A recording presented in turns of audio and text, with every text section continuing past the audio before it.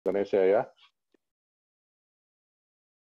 Ini saya mungkin saya bicara dalam bahasa Indonesia karena saya pikir kalau audiensnya juga orang-orang Indonesia, jadi untuk memungkinkan dan mempermudah komunikasi. Saya dari Kedutaan Hongaria, nama saya Attila Juhas, dan Hongaria sudah mempromosikan beberapa tahun terakhir Stipendium Hongaricum program, itu scholarship program dari Government of Hungary. Awal-awalnya program ini memberikan 50 tempat dari Indonesia untuk setiap tahun bagi mahasiswa-mahasiswa yang nanti dinaikkan menjadi 100 beasiswa per tahun. Itu untuk kita akan mulai tahun ketiga dengan kuota 100 orang mahasiswa dari Indonesia. Dan program Stipendium Hongaricum itu fully government sponsored.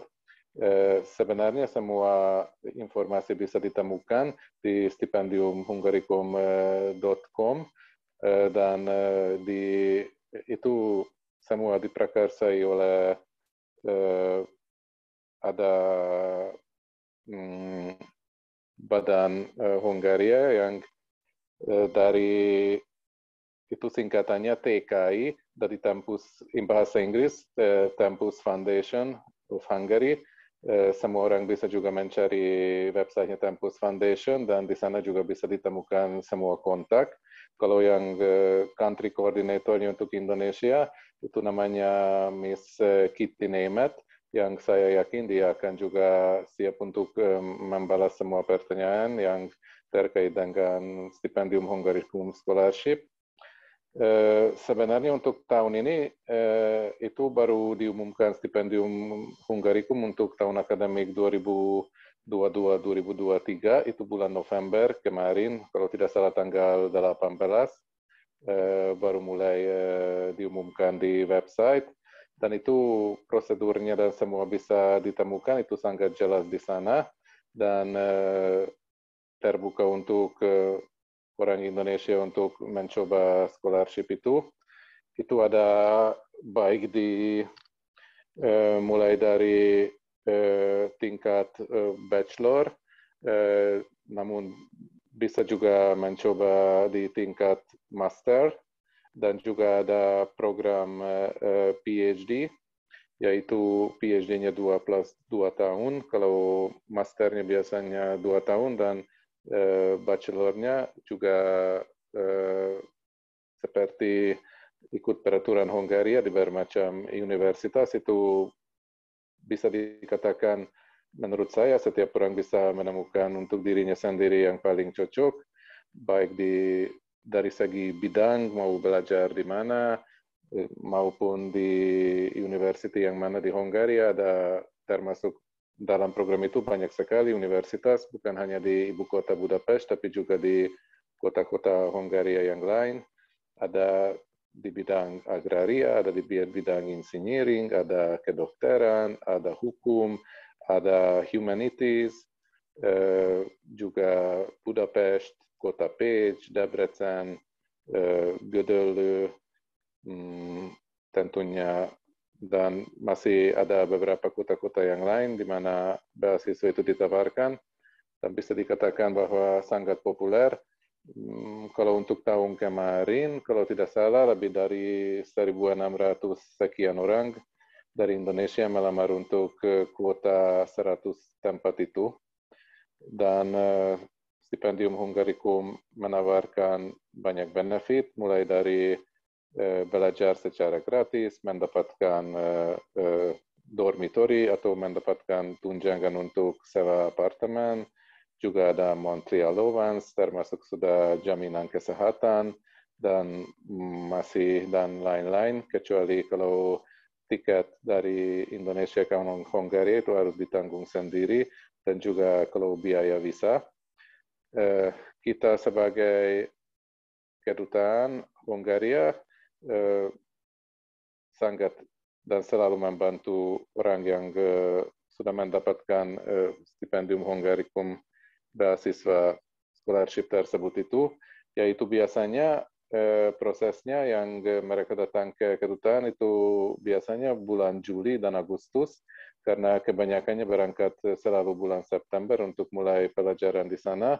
Jadi kita sebagai kedutaan dan bagian konsulat itu bertemu dengan calon mahasiswa-mahasiswa itu rata-rata bulan Juli dan bulan Agustus, dan kita selalu membantu mereka lewat email kedutaan apa yang dibutuhkan untuk mendapatkan visa. Visa yang diberikan itu biasanya prosesnya 1 bulan karena harus kita kirim untuk approval untuk ke imigrasi Hongaria, yang mereka kalau menjawab kita baru bisa memberikan visa kepada mahasiswa-mahasiswa untuk berangkat. Untuk itu memerlukan rata-rata 1 bulan, karena itu sebaiknya sudah kalau memungkinkan bulan Juli kita selalu minta untuk mahasiswa-mahasiswa mulai melamar dan meng-apply untuk visa di kedutaan Hongaria di Jakarta. Dan saya hanya ingin encourage semua orang-orang dari Indonesia dan mahasiswa untuk melamar dan mencoba stipendium Hongaricum, dan saya mengucapkan good luck supaya semua orang yang memutuskan untuk mencoba. Terima kasih banyak. Terima kasih banyak Pak Attila atas kata sambutannya. Wah, jadi makin semangat nih mungkin ya untuk teman-teman untuk apply di beasiswanya Stipendium Hongaricum gitu ya. Terima kasih banyak Pak Attila atas kata sambutannya dan arahannya. Selanjutnya Holongi akan memanggilkan Ketua PPI dari Hongaria sendiri, yaitu ada Mas Agung Wicaksono. Waktu dan tempatnya Holongi persilakan. Terima kasih banyak Mas Agung. Baik, Assalamualaikum warahmatullahi wabarakatuh. Salam sejahtera untuk kita semua. Om Swastiastu, Namo Buddhaya, salam kebajikan. Yang saya hormati Mr. Attila Juhas dari Embassy Hungari Jakarta. Selamat siang Pak Attila. Semoga di Jakarta selalu dalam keadaan sehat walafiat dan juga diberikan selalu keselamatan oleh Tuhan.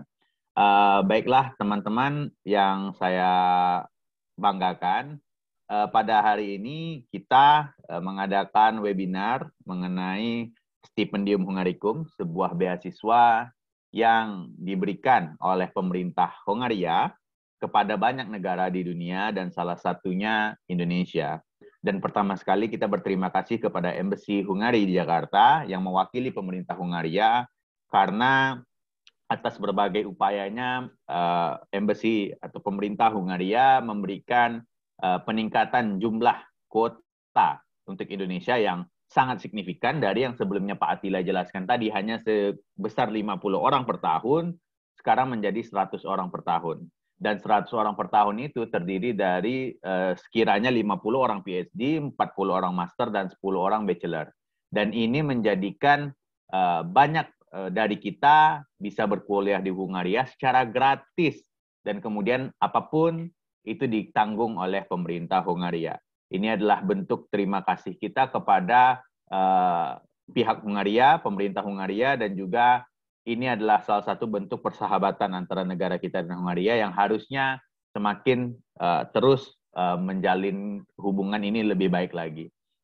Dan juga kepada teman-teman semuanya yang ada di sini, harapannya teman-teman dapat mengikuti webinar ini dengan baik, karena nanti akan ada 2 pembicara yang sangat luar biasa yang akan menjelaskan bagaimana tips dan trik untuk bisa meng-apply beasiswa Stipendium Hongaricum dan hingga menjadi awardee nantinya. Ini proses kira-kiranya setengah tahun, nanti ditutup bulan Januari penutupan, dan kemudian bakal pengumuman di awal Juli, dan kemudian di bulan Agustus atau September teman-teman bakal berangkat ke Hongaria. Dan di situ adalah tugas PPI Hongaria untuk menyambut teman-teman datang ke sebuah negara yang sangat indah, sebuah negara yang terletak di jantung Eropa yang bernama Hongaria. Nah, jadi teman-teman, ini proses saya jelaskan secara singkat. Jadi setelah teman-teman meng-apply beasiswa ini di portal Stipendium Hongaricum, maka nanti teman-teman akan dinominasikan oleh Dikti. Jadi proses pertama dari beasiswa ini adalah nominasi dari Dikti. Nah, setelah dari Dikti, maka kemudian nama teman-teman akan kemudian diteruskan kepada Stipendium Hungarikum sendiri untuk kemudian diujiankan oleh pihak universitas dengan berbagai macam ujian. Ada yang wawancara, ada yang pakai tertulis, dan lain-lain. Nah, sekiranya setelah lulus tersebut, teman-teman bakal nanti dievaluasi untuk kemudian ditetapkan mendapatkan beasiswa atau tidak, atau bahkan masuk dalam waiting list dari kuota 100 tersebut. Dan yang paling penting dalam beasiswa ini adalah teman-teman nanti bakal bersaing hanya dengan sesama teman Indonesia, karena memang kuota, ya fokusnya kuota di 100 orang. Jadi teman-teman tidak akan bersaing dengan berbagai teman-teman dari dunia lain, karena memang mengutamakan kuota dari Indonesia yang sebesar 100. Jadi ketika teman-teman berkualitas, ketika teman-teman punya aplikasi yang sangat baik, jangan ragu, insya Allah teman-teman bakal menjadi salah satu dari 100 orang kandidat yang akan dikirimkan dari Indonesia ke Hungaria untuk bersekolah. Mungkin itu saja pengantar dari saya. Selamat mengikuti webinar ini. Semoga teman-teman dapat insight baru. Semoga teman-teman bisa menyerap ilmunya dan kemudian bisa bergabung menjadi keluarga besar PPU Hungaria di tahun depan. Terima kasih. Sekian sambutan dari saya. Lebih dan kurang saya mohon maaf. Assalamualaikum warahmatullahi wabarakatuh. Waalaikumsalam warahmatullahi wabarakatuh. Terima kasih banyak Mas Agung yang sudah memberikan kata sambutan. Semoga untuk teman-teman yang hadir semakin semangat untuk arahan dari para speakers dan nanti dibantu oleh moderator dalam menyampaikan materi yang akan disampaikan nantinya setelah sesi berikut ini. Baik, Holongi akan memanggilkan moderator yang akan membantu teman-teman untuk semakin mengerti ini pembahasan hari ini.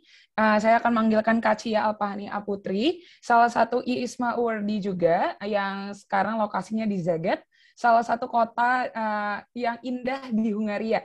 Untuk Kak Cia, apakah sudah hadir di sini? Halo Kak, sudah. Sudah.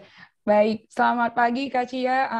Untuk waktu dan tempatnya Holongi akan berikan kepada Kak Cia untuk sesi selanjutnya. Terima kasih. Baik, terima kasih Kak Holongi. Selamat pagi waktu Hungaria untuk Bapak Ibu, kakak yang sedang mendengarkan webinar hari ini, dan juga selamat sore waktu Indonesia. Sebelum kita masuk ke sesi pembicara, saya akan memperkenalkan diri saya. Saya Cia Alpahani Putri, awardee pertukaran pelajar di University of Zagreb, Hungaria. Dan sebelumnya lagi, saya akan memperkenalkan speaker kita pada hari ini. Yang pertama ada Merina Andriani. Beliau adalah seorang Bachelor Degree of Geography dari Gajah Mada, Yogyakarta, dan saat ini sedang menempuh pendidikan di Eötvös Loránd University, Budapest, dari tahun 2020 hingga saat ini. Dan dengan pengalaman yang luar biasa juga, hari ini Kak Merina akan membagikan pengalamannya dalam mendaftar hingga menjadi awardee dari Stipendium Hungarikum. Dan pembicara yang kedua ada Kelly Hadi Susanto, yang ini siswa dari Stipendium Hungarikum Scholarship Awardee di University of Pax, Bachelor of Art di Ceramics Design dari tahun 2021 hingga 2024, setelah sebelumnya lulus dari Savannah School of Art and Design, Summer School Scholarship Awardee, dan SMA UPH College untuk high school diplomanya. Sebelumnya mungkin ada beberapa presentasi yang akan disampaikan oleh Kak Kelly dan juga Kak Meria. Dan untuk yang pertama,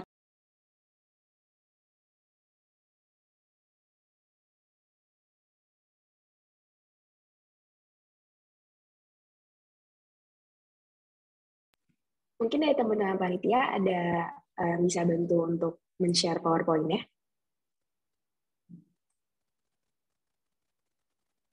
Sebentar ya, aku share. Sorry, tadi putus. Oke. Udah kelihatan belum ya semuanya? Oke, aman. Aku ini dulu ya. Halo semuanya, salam kenal. Perkenalkan, nama saya Kelly Hadi Susanto, dan seperti yang dijelaskan, saya adalah already stipendium Hungasium Bachelor's Degree untuk tahun ini. Yonapot Kibanok itu adalah bahasa Hungaria untuk selamat siang. Saya yakin di sana sore siang. Oke, halo semuanya. Oke, mari kita mulai.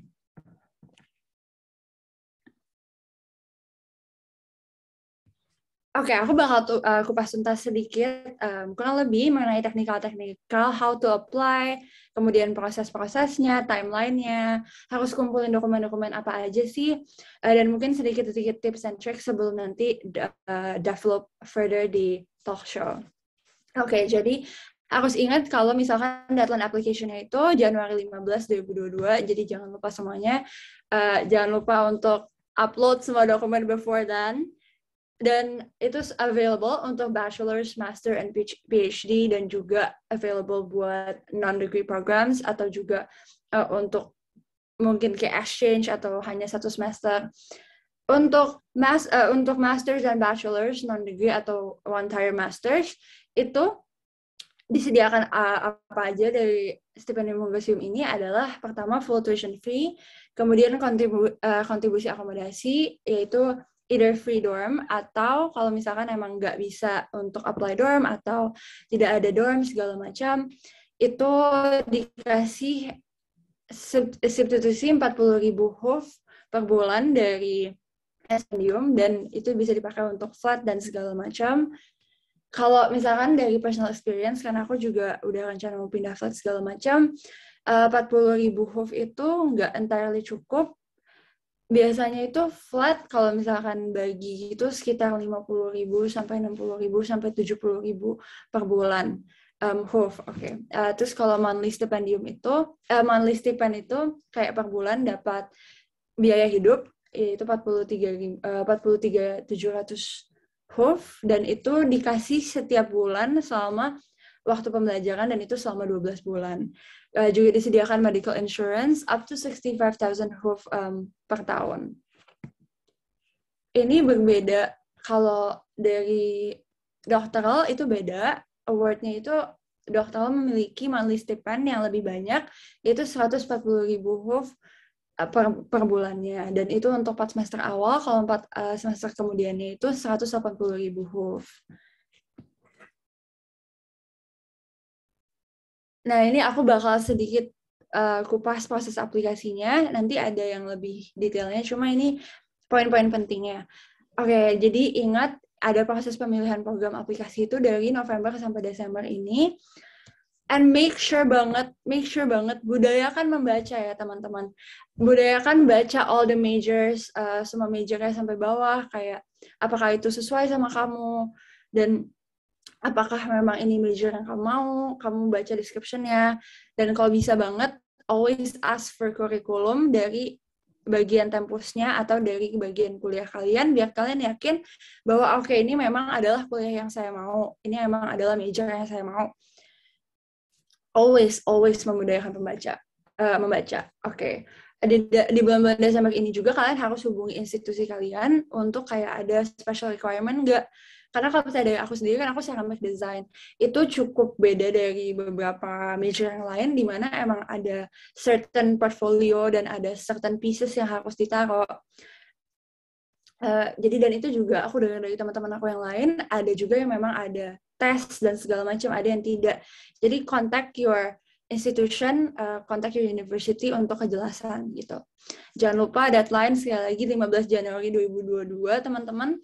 Dan pada masa March, April, May itu dia second selection sebenarnya. Sebelum itu nanti ada nomination juga sama first selection.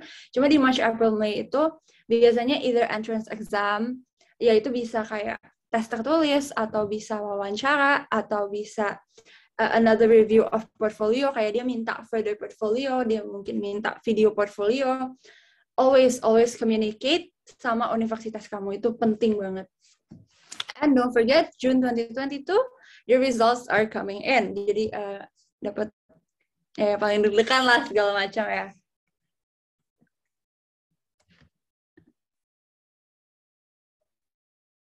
Nah, ini dia. Sekali lagi, aku tekanin budayakan membaca, karena emang sepenting itu, karena bakal ada informasi-informasi yang mungkin kalian nggak tahu itu penting, tapi kalian bakal butuhin as you go with the process gitu. Nah, ini yang tadi aku bilang bakal lebih timeline lebih detailnya. Mungkin sedikit ngulangin aja, deadline tanggal segitu, kemudian 28 Februari itu dia nominasi. Jadi nanti kalau misalkan kamu emang sukses ternominasi, kamu bakal dapet email showing that kamu ternominasi segala macam. Kemudian untuk yang doktoral, untuk yang S3, jangan lupa March 15, 2021 itu dia deadline untuk Statement of Supervisor.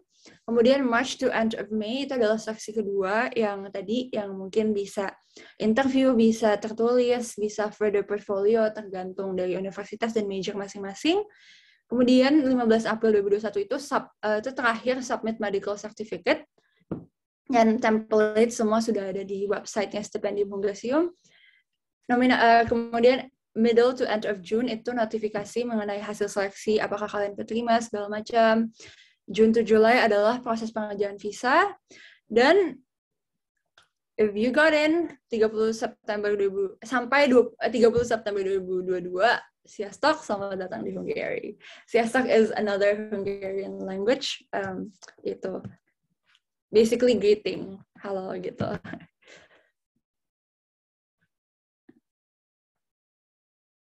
Nah, ini mungkin teman-teman, dokumen apa aja sih yang sebenarnya harus dipersiapkan? Pertama adalah online application form yang available di Dream Apply, yaitu website Stipendium Hungresium untuk apply, dan taruh foto paspor terbaru, taruh fotokopi paspor. Kemudian dibutuhkan dokumen kelulusan gelar sebelumnya, yaitu ijazah, transkrip semester 1, 2, 3, 4, 5, 6, tergantung dari S1 atau dari kuliah, atau dari SMA, atau dari S2. Semuanya harus dalam bahasa Inggris. Kemudian language proficiency, ini bisa TOEFL, bisa IELTS, dan juga bisa kayak B1, B2, B2 C1 itu bisa juga. Yang keempat adalah motivation letter atau personal statement. Ini jangan mepet-mepet teman-teman, karena motivation letter terus personal statement adalah sesuatu yang penting. Semuanya juga penting, tapi maksudnya ini sesuatu yang harus benar-benar di brainstorm, harus banyak proofreading, harus banyak revise, dan segala macam. So never jangan terlalu mepet deadline gitu. Always prepare kayak dari jauh. Sebisa kamu bisa mulai hari ini. Mulai tadi gitu. Kayak start as soon as possible. Terus medical certificate yang juga ada template-nya. Terus untuk major yang berpusat pada arts atau music, jangan lupa portfolio, audio portfolio. Teman-teman yang mau arts dan belum siap portfolio, ayo mulai. Oke, ayo mulai. Terus jangan lupa Europass resume atau creative resume untuk art major atau creative resume. Terus untuk doctoral studies dibutuhkan research plan, supervisor statement, dan juga letter of recommendation.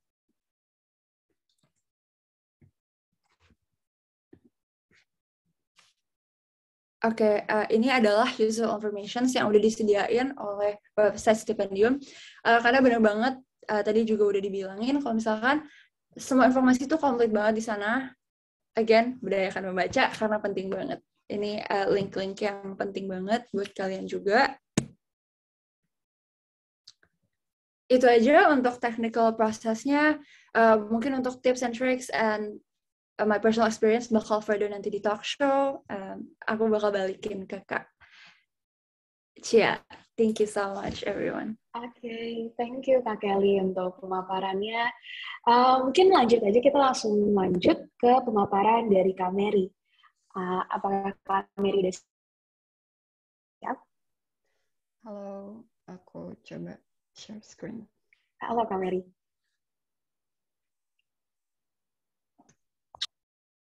Udah ke-share? Sudah, Kak. Oke, halo semuanya.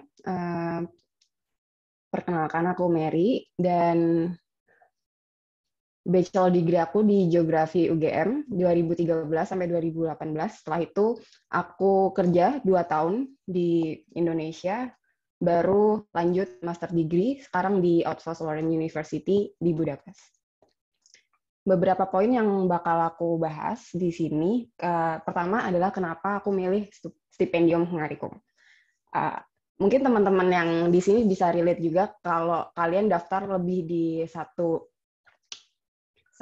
beasiswa, dan saat itu aku juga daftar di Max Jepang dan di Ignacy Lukasiewicz. Dan kalau Kelly bilang perlu untuk bikin motivation letter kayak jauh-jauh hari, bener banget. Cuman kalau personal experience aku baru tahu stipendium Hungarikum ini kayak 2 minggu sebelum deadline, dan baru bikin motivation letter kayak 5 hari sebelum. Cuman emang sebelumnya karena aku emang udah daftar banyak beasiswa, aku udah siapin kayak English certificate, terus motivation letter juga tinggal ganti-ganti. Jadi kalau kalian baru tahu ada stipendium Hungarikum, terus kayak ya deadline-nya tinggal kayak sebulan lagi, bisa nggak ya? Bisa banget. Kayak menurut aku kayak kalau kalian coba, optionnya cuma 2, kalian lolos atau nggak lolos. Tapi kalau kalian nggak coba, result-nya cuma 1, kayak nggak lolos, udah gitu aja. Terus kayak sistem di stipendium Hungarikum ini juga integrate ya, jadi kalian daftar beasiswanya juga langsung daftar ke universitasnya dan jurusannya. Jadi saat result di bulan Juli nanti, kalian udah dapat uni dan udah dapat juga pengumuman dapat beasiswanya atau enggak. Terus kenapa aku pilih stipendium? Aku juga tanya-tanya kalau kalian punya kenalan kayak Indonesian student yang udah belajar di sini, kalian bisa kayak tanya gimana kuliah di sini, apakah rekomend atau enggak. Itu juga yang bikin aku makin yakin untuk kuliah di sini.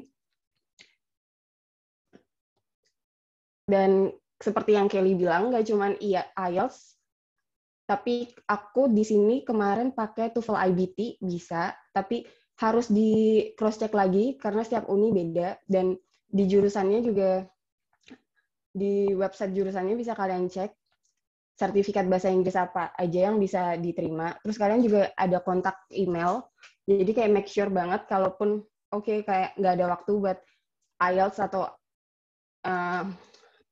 atau English certificate yang lain, kalian bisa cross check lagi. Terus ya interview ini beda-beda banget setiap jurusan. Ada yang pakai entrance exam, kayak temen aku yang di arsitektur dia ada kayak ujian tulisnya. Tapi kalau aku kemarin cuman interview aja, dan interview juga beda-beda banget. Ada yang cuman 5 menit, 10 menit, tapi kalau di pengalaman aku interview 25 menitan sampai setengah jam. Dan sebelum interview pasti kan kita cari-cari gitu kan, kayak info gimana nyiapin interview stipendium Hungarikum, dan itu udah banyak banget di internet.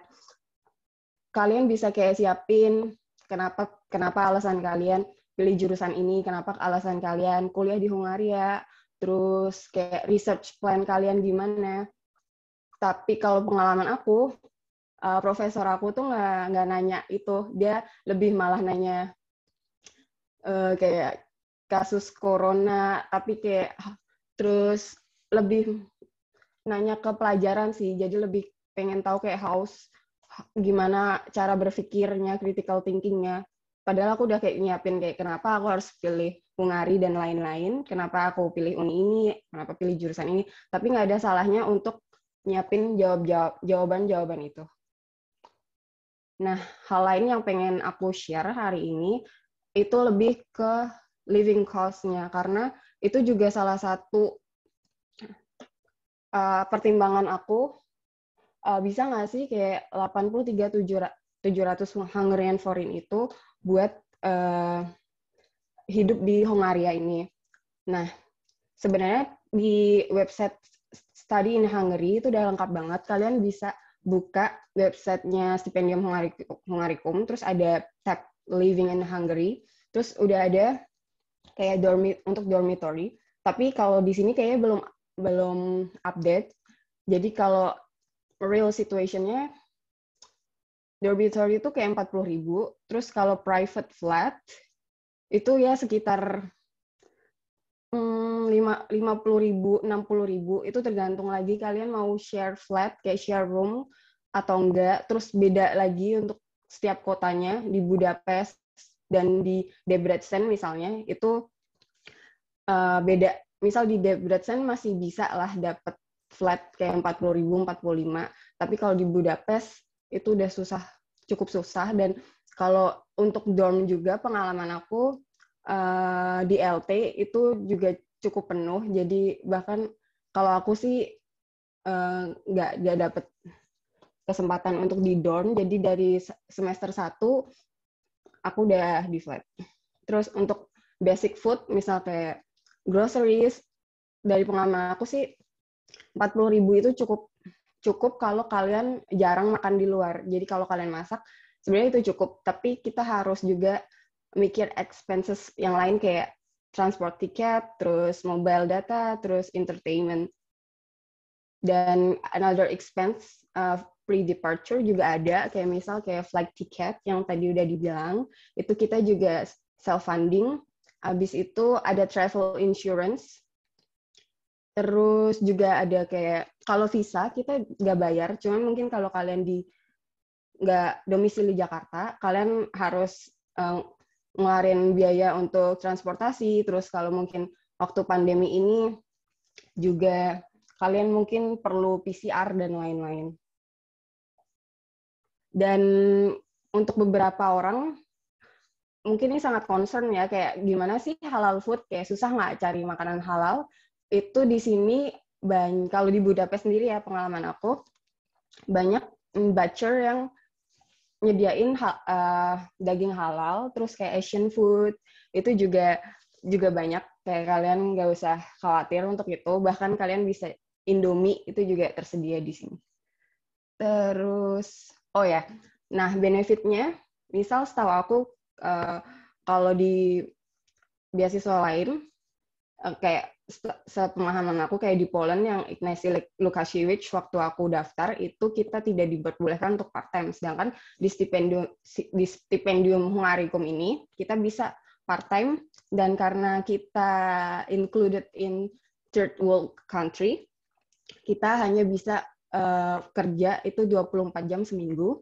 Dan di sini adalah foto teman-teman sekelas aku waktu kita field class summer ini. Satu kelas kita ada 26 orang, dan kayak hampir setengahnya kita itu master dan juga kerja.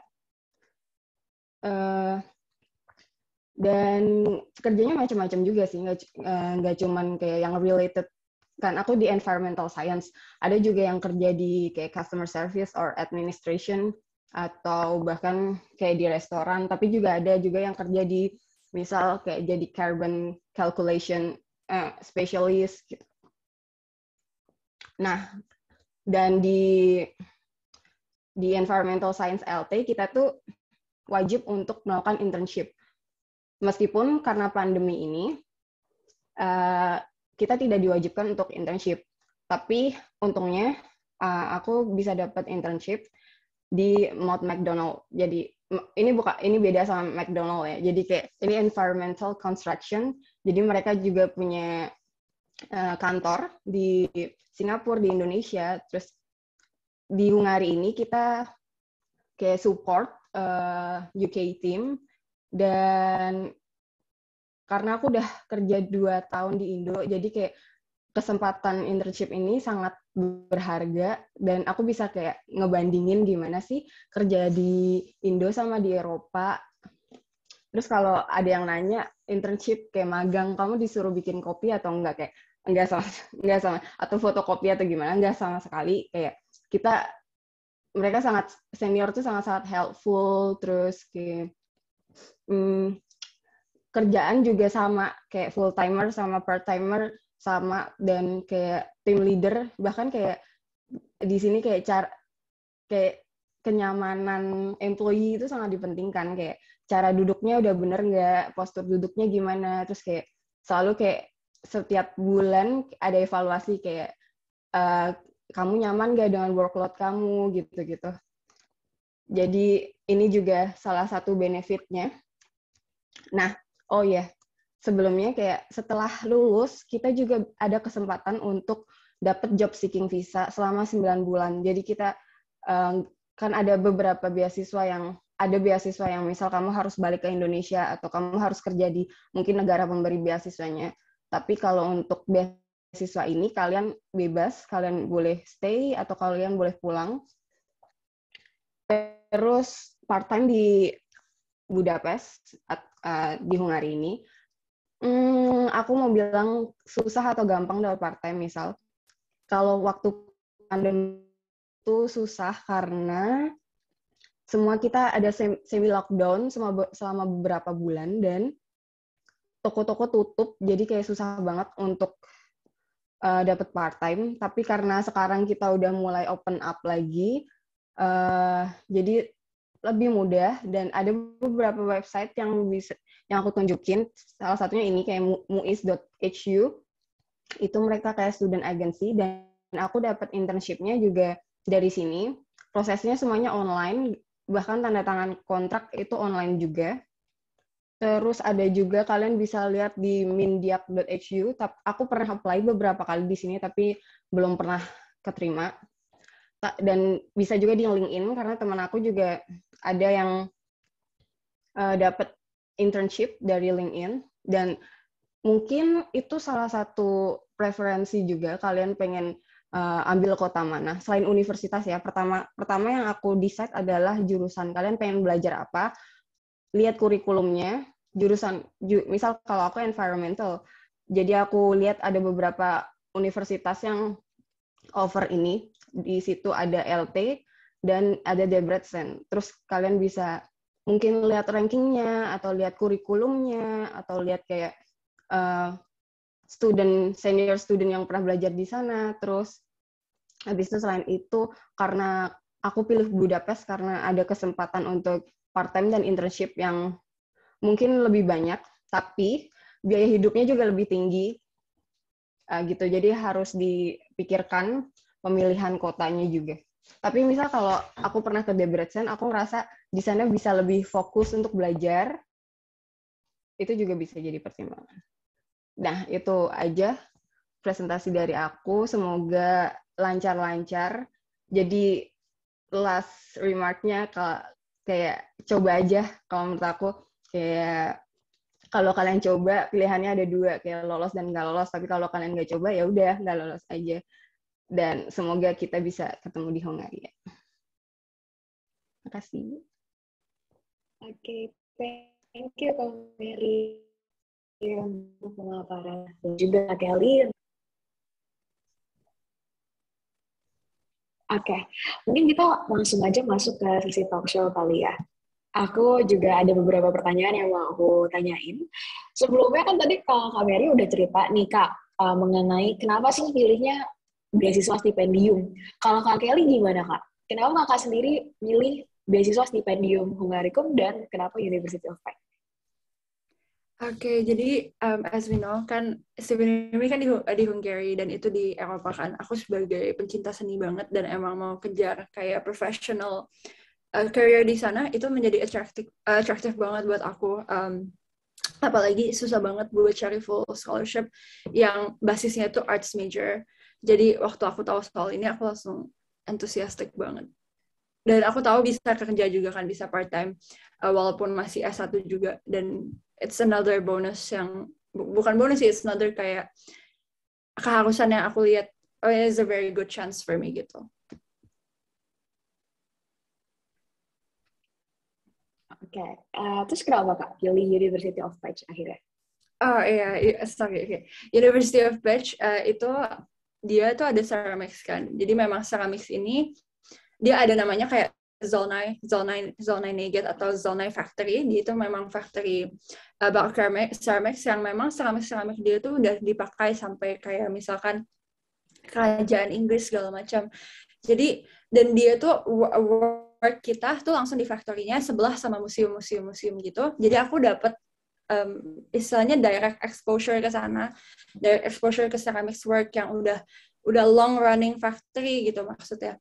Dan again, it's just nambahin so much kayak value to University of Prague. Oke. Kalau Kak Mary sendiri kenapa nih milih University? Atau gimana nih Kak cara bacanya?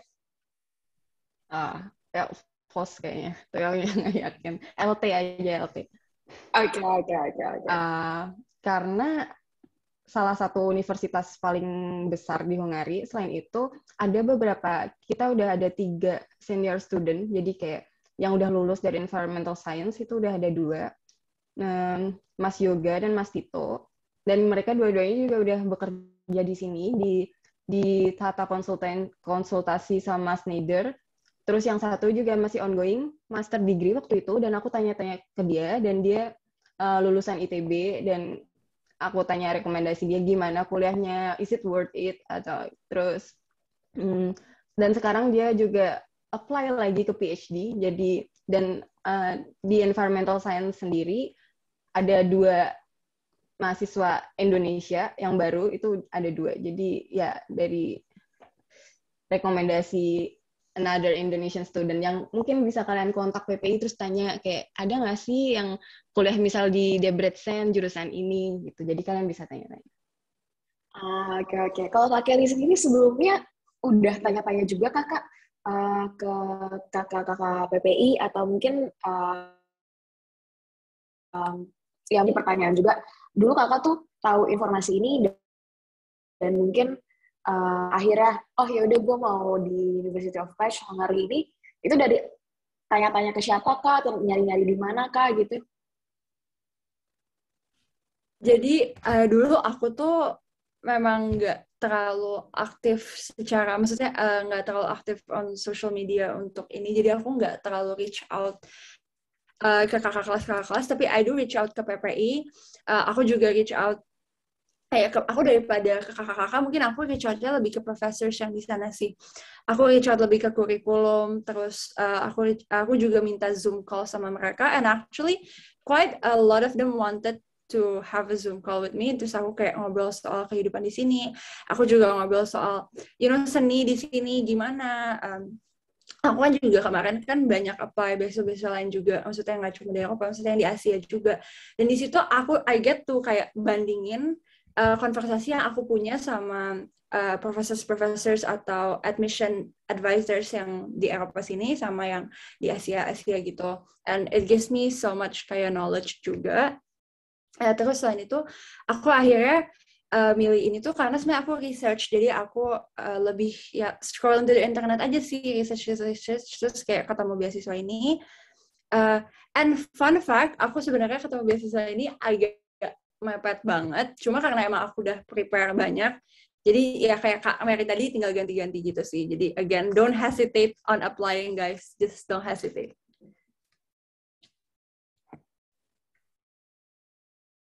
Oke. Nah, kalau dari sendiri emang pertama kali tahu banget soal stipendium ini dari mana ya, Kak?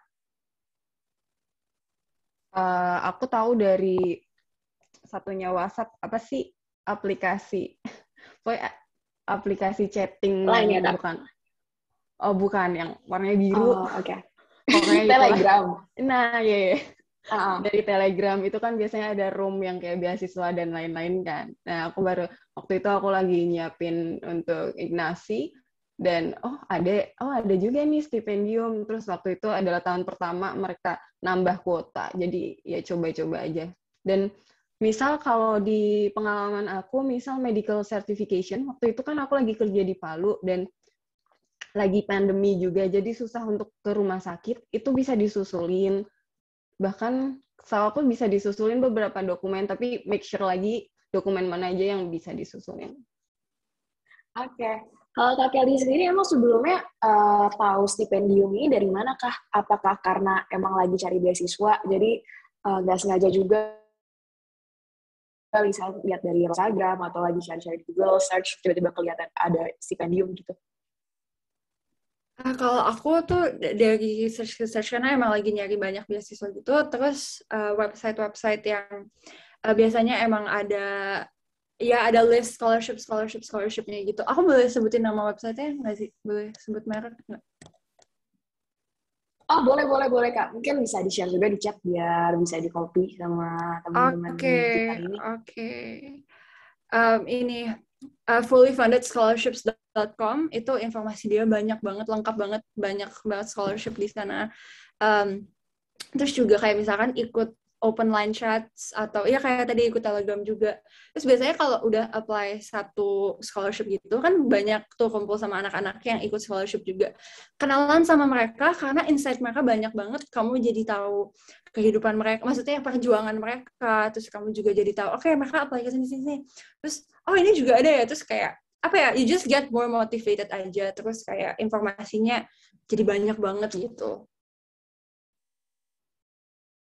Oke, nah kalau misalnya nih kita trace back lagi, kalau boleh tahu waktu awal timeline kakak sendiri mungkin dari Kak Mary, awalnya gimana sih Kak perjalanan dari mungkin dari tahu terus dari siapin apa dulu waktu pertama-tama sampai akhirnya bisa sampai tiba tuh timeline-nya gimana sih Kak kalau dari kakak pribadi gitu, mungkin dari belajarnya juga dari berapa tahun sebelumnya atau berapa bulan sebelumnya atau mungkin konsiderasinya juga dari kapan dan berapa lama sampai akhirnya oke, gue daftar sampai akhirnya diterima dan sampai ke Budapest.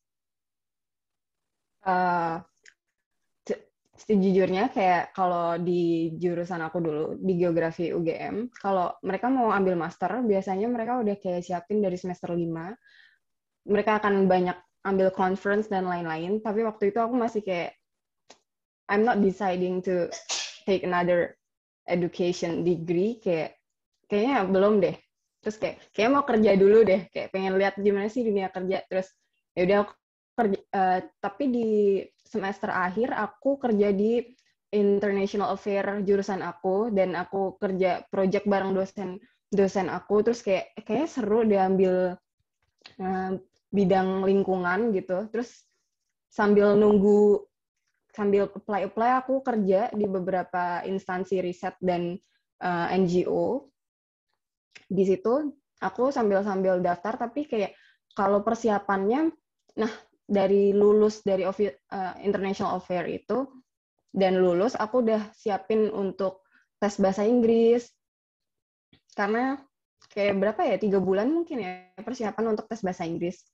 Kayak sertifikat bahasa Inggris tuh kayak poin penting banget, dan waktu itu aku belum berani daftar IELTS, jadi aku baru daftar TOEFL ITP, bahkan TOEFL ITP yang bayarnya 600.000.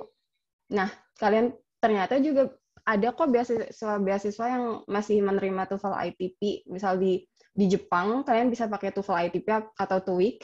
Terus di beberapa negara Eropa juga.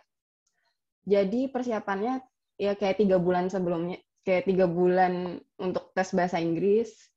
Dan abis itu kalau kalian udah daftar satu, misal kalian udah punya motivation letter dan lain-lain, abis itu kalian tinggal ganti poin-poinnya.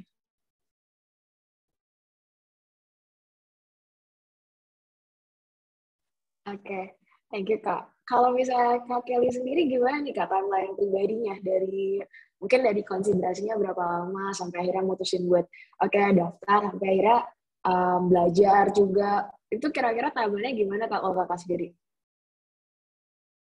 Kalau aku memang kan dari awal banget kayak udah dari SMP ya udah kayak yakin emang mau ke luar negeri kan. Jadi kalau mungkin intensive research-nya tuh aku mulai dari waktu aku kelas 10 itu maksudnya udah bener-bener kayak nyari oke, mau kesini maksudnya mau mikirin jurusan segala macam tuh udah dari situ.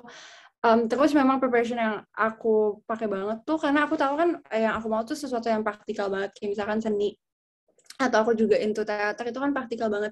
Jadi what I do tuh aku benar-benar kumpulin kayak resumenya. Jadi ikut kayak acara-acara di luar, kayak misalkan New Arts Collective yang tadinya tuh Jakarta Performing Arts.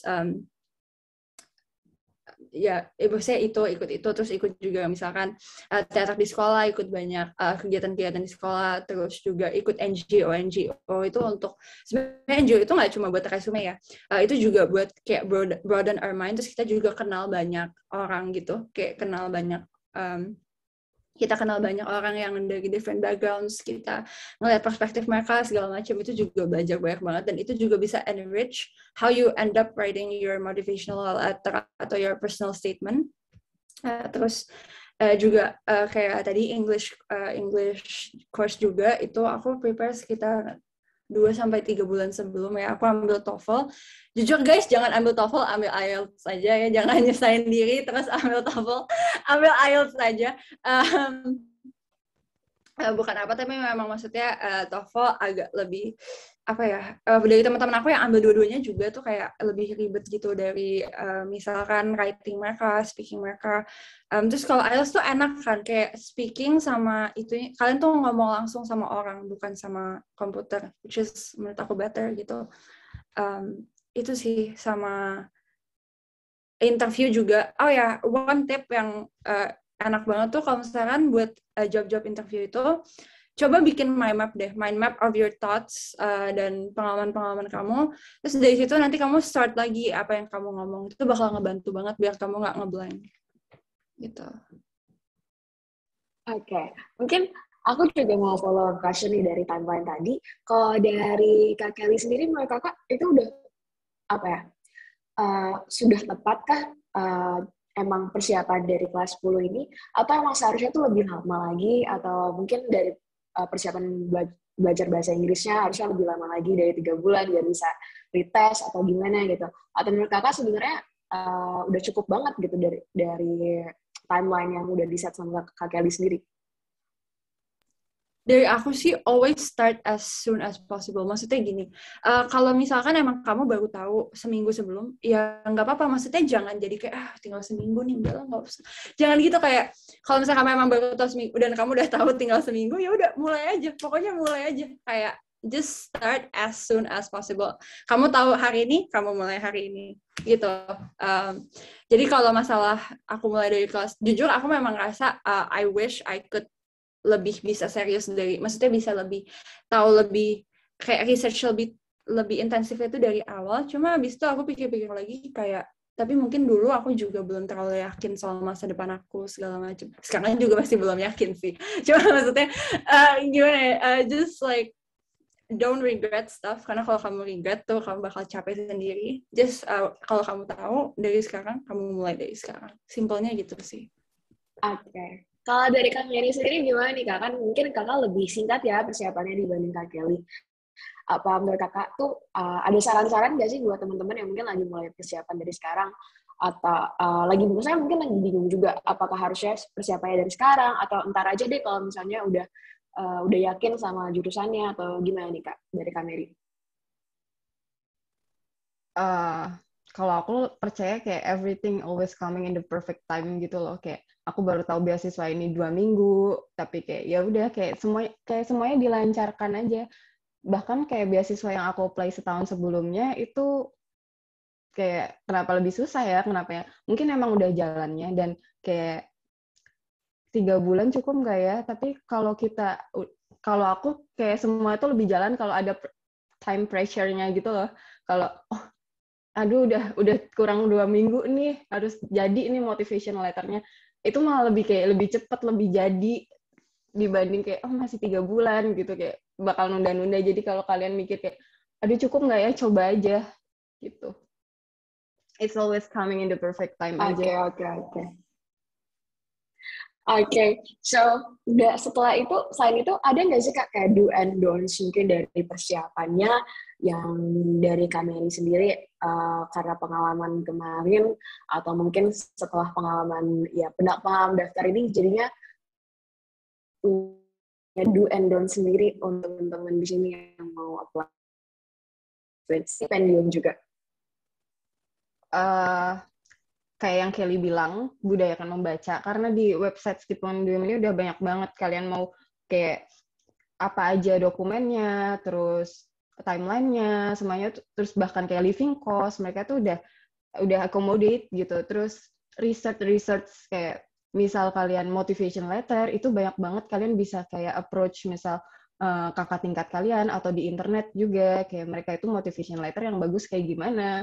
Terus kalaupun misal ada beberapa jurusan yang aku lihat di komen, misal filmmaker atau something, itu kan susah ya untuk approach senior. Kalian bisa juga kayak langsung kontak profesor dan lain-lain. Jadi kayak research, mau interview juga research lagi, banyak banget. Sekarang tinggal buka internet dan bisa dapat semua informasi. Jadi kayak banyak-banyak research. Oke. Kalau donsnya ada nggak sih, Kak?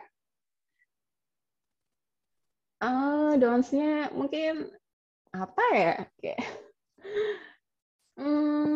coba aja sih. Jangan takut nyoba. Oke. Jangan takut nyoba. Kadang kayak kita tuh, kayak bisa nggak ya? Kayak terus kayak do I qualified what fit this? Kayak bahasa Inggris aku kayak gimana? Masih jelek banget atau gimana? Kayak coba aja. We never know before we try. Jadi just try. Oke. Kalau dari Kak Kelly gimana, Kak? Ada tambahan Kak dari Do and Don'ts ini? Kalau don'ts-nya itu aku setuju banget sih. Pokoknya udah coba aja lah. Udah coba aja, coba. Terus kalau do-nya, mungkin ini ya, bisa untuk application kalian, atau misalkan apalagi yang art major kayak portfolio atau creative resume, ask someone, probably like professor dari sananya. Ada yang mau, by the way guys, ada yang mau kayak profesor di Hungary ini, atau bahkan universitas-universitas lain, atau kalian bisa join National Portfolio Days. Itu always ask for advices, maksudnya kayak biar mereka bisa review, karena they know more gitu, they know more than you, and always just be open-minded aja, always be open-minded. Aku tahu sih, apalagi di hustle culture sekarang, kita tuh agak takut nanya. Aku nggak tahu sih mungkin kalau buat Kak Mary, cuma mungkin di aku sendiri, aku juga agak kadang tuh takut nanya, kayak orang pikir gue udah tahu, tapi kok gue nanya, gue kelihatan bego nggak ya atau something. Udah, don't feel that way, karena yang bakal dapat informasinya juga kamu gitu loh. Jadi aku tahu itu sesuatu yang mungkin banyak ada di kita sekarang as a hustle culture, tapi just ask if you need to gitu. Oke, Kak. Kan tadi kita udah bahas-bahas nih soal preparation untuk pendaftaran stipendiumnya. Nah, sekarang kalau misalnya untuk kehidupannya nih, ada nggak sih sebenarnya preparation yang harus dilakuin? Karena mungkin ini kan bisa jadi hal yang jarang orang perhatiin, tapi ini bisa jadi suatu faktor yang sangat besar yang menentukan keberhasilan kita, tanda kutip, untuk bertahan hidup atau untuk apa ya? Untuk adaptasi baru sekarang di Eropa, khususnya di Hungary gitu. Kalau dari Kak Mary sendiri, kemarin ada nggak sih Kak kayak persiapan yang dilakuin untuk menjalani kehidupan baru di benua biru ini gitu?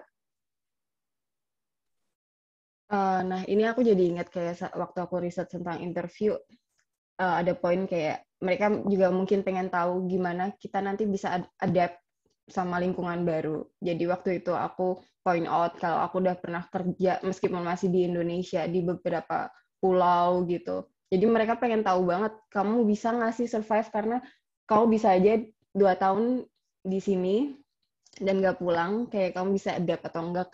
Dan menurut aku apa ya? Mungkin just being open-minded, karena budayanya beda banget. Apa yang kamu lihat di sini nggak ada di Indo, atau just kayak open-minded. Terus mungkin ini ya, cuaca juga. Kalau buat aku yang susah cuaca sih, karena misal hari sekarang ini bisa ke -2, jadi kayak just prepare being cold. Mungkin kayak open-minded aja sih. Oke. Emang apa sih Kak yang beda untuk pelajaran? Misal kayak gini. Kalau di Indo kita kayak buang ingus yang kenceng banget atau something, itu tuh kayak nggak sopan kan. Terus aku tuh di sini kayak suka kayak gitu. Nah, dan kalau di luar itu dingin, jadi kan suka gitu kan, karena udah kebiasa. Dan temen aku orang Hungary kayak bilang kayak itu tuh bikin mereka anxious, karena dan kayak mereka tuh ya udah keluarin ingus, keluarin aja sekenceng-kencengnya. Dan waktu pertama kali aku jadi kayak kaget, apaan sih kok nggak sopan banget? Atau bahkan waktu makan juga mereka kayak gitu. Padahal tuh kayak ternyata kebalikannya. Kalau aku kayak gitu, mereka yang kayak sebel gitu, kayak kenapa sih gitu, kayak jadi kayak being open mind, kayak apa yang di Indo dan di sini tuh beda. Oke, berarti culture shock-nya itu justru dibuang ingus ya Kak? Salah satunya. Kalau soal pelajaran gimana nih Kak? Iya. Aku baca ada yang nanya kayak gimana sih kultur belajar di Hungaria, apakah cukup intens dan kompetitif seperti di Asia, atau lebih santai dan suportif namun membelajarkan gitu. Kalau sepengalaman aku ya, di sini tuh lebih santai banget kalau aku bandingin sama waktu aku bachelor di geografi UGM. Tapi di sini tuh kalian lebih kayak as an Asian, kayak kita tuh train buat ngapalin sesuatu, kita pinter banget ngapalin.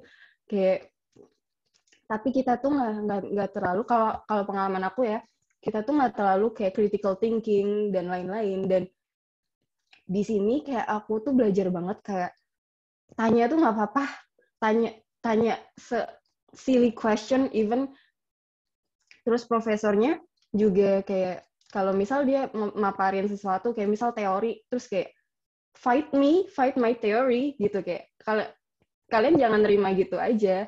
Terus misal kayak tanya hal yang kayak misal di waktu aku intern, bahkan mungkin di sini kalian nggak familiar pakai RMap, pakai GIS. Cuman misal kayak aku bahkan nanya, misal kalau di Microsoft Word, misal kayak tanyanya cara ngeprint aja, itu tuh bakal dijelasin dan nggak akan dijudge kayak apaan sih, kayak gitu aja nggak tahu, nggak, jadi kayak benar-benar di encourage buat diskusi dan tanya. Dan menurut aku di sini belajar tuh santai tapi malah bikin kita kayak enjoy gitu, nggak yang tense. Gitu sih kalau pengalaman aku. Oke. Kalau dari Kelly gimana nih, Kak? Kalau dari Kak Kelly, sebelumnya ada persiapan sendiri, Kak? Terus kayak setelah tiba gitu, ada hal-hal juga yang mungkin bikin shock juga kayak Kak Mary gitu? Jadi memang ini sedikit honesty juga. I'm not the most enthusiastic waktu mau ke sini sebenarnya. Oke, itu aku buka kartu. Cuma ya udahlah ya. Aku buka kartu. I'm not the most enthusiastic waktu aku mau ke sini. Karena memang aku sebenarnya pengen banget teater kan. Cuma aku nggak teater. Karena itu jadinya aku nggak terlalu enthusiastic segala macam. Tapi actually it's beda banget. Maksudnya waktu aku beneran sampai di sini, aku realize aku belajar banyak banget. Mungkin dari culture shock itu, kalau Kak Mary misalkan blowing nose, kalau aku tuh mungkin lebih dari cara murid-murid jawab profesor. Jadi memang di sini, dan mungkin kayak budaya di luar negeri tuh mereka lantang banget bisa langsung jawab profesornya. Yang mungkin dari aku sebagai seorang Asia, aku bisa kaget, wah itu nggak sopan gitu. Cuma profesornya nggak apa-apa digituin gitu. Karena maksudnya memang justru they want a debate, they want them to think. Mereka mau kayak, oke, aku dengar debatan kamu, tapi kalau kamu nyela aku, ya kamu harus kasih tahu apa perspektif kamu, kayak gitu. Dan itu mungkin ngedorong kita juga jadi, kita jadi mau aktif di kelas, kita jadi nggak malas-malasan kalau mau ke kampus dan segala macamnya kayak gitu. Tapi kalau mungkin dari lebih kayak personally, I came from a high school yang hustle culture-nya tuh cukup kenceng banget, kayak di mana apapun itu kita tuh agak harus istilahnya harus deketin atasan lah, harus kayak gimana ya, kayak pokoknya hustle culture banget, kompetitif banget, it's very very competitive, kayak di mana-mana I kind of have to be careful with my actions karena takut juga sama kalau misalnya orang ngomong apa tuh, aku nggak terlalu tahu sebenarnya if that's the best for me atau emang dia mau istilahnya something else gitu. Tapi waktu aku di sini aku cukup shock banget sih, maksudnya everyone di sini bener-bener, at least di major aku dan di fakultas aku itu istilahnya gimana ya, istilahnya mereka itu oke, kamu bagus di sini, kita tukar ilmu ya, gitu. Aku bagus di sini, kita tukar ilmu ya. Jadi kita sama-sama, kita kerjasama, kita tukar ilmu karena kita sama-sama belajar di sini bareng-bareng. Dan itu benar-benar for me it's such a relief karena jujur ada di komunitas yang kompetitif banget itu cukup melelahkan juga ya, karena kita jadi nggak bisa break down our walls gitu istilahnya. So it's such a good experience so far. Cuma juga ada hal-hal kayak mungkin misalkan aku sebagai S1, for me loneliness is real ya, I think. Maksudnya kalau di masa kuliah gini kadang kita emang nggak kita jauh dari keluarga kita jauh dari orang yang tadinya memang dekat sama kita. Dan mungkin dari sini kita harus pastiin kalau kita bisa taruh itu dalam hal positif gitu, kayak misalkan belajar lebih banyak, atau mungkin cari-cari pengalaman baru juga biar kita bisa channel that loneliness to something positive gitu. Iya, biar Kak. Setelah aku boleh nambahin dikit nggak? Oh ya, boleh. Yang classmate di sini tuh benar-benar suportif banget, kayak bahkan kayak kita tukeran notes something, kayak yang nggak tahu, kalau di Indo itu kayak kompetitif banget, tense banget, bahkan nyembunyiin PowerPoint dosen kayak baru di-share H-1 ujian, kayak kenapa sih bisa kayak gitu. Tapi di sini tuh benar-benar classmate kita benar-benar sportif, karena profesornya juga kayak nggak nilai oriented gitu, kayak saya nggak peduli nilai kamu berapa, yang penting nanti kamu lulus dari sini, kamu bisa kayak solve environmental problem, that's it. Kamu bisa dapat 5, tapi kamu nggak bisa solve environmental problem, buat apa gitu. Jadi kayak bener-bener aku kaget juga, kayak kenapa mereka sangat suportif satu sama lain gitu. Itu juga sih. Ya benar-benar Kak.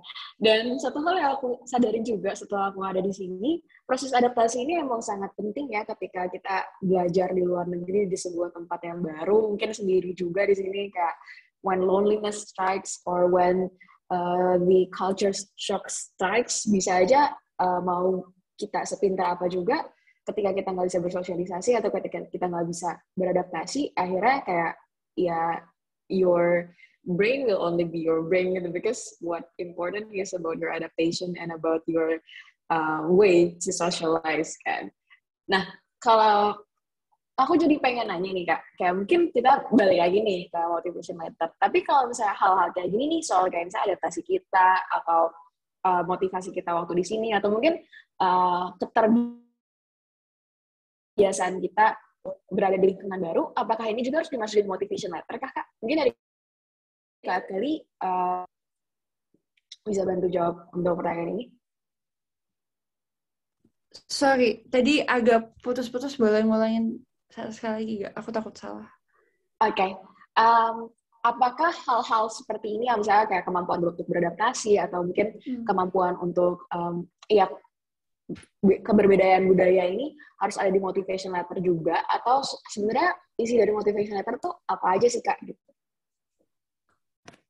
Oke, kalau dari personal statement atau motivation letter itu penting banget buat kalian masukin. Kayak mulai dari kenapa kamu as the usual, kenapa kamu mau masuk ke major ini, dan kenapa major ini penting buat kamu.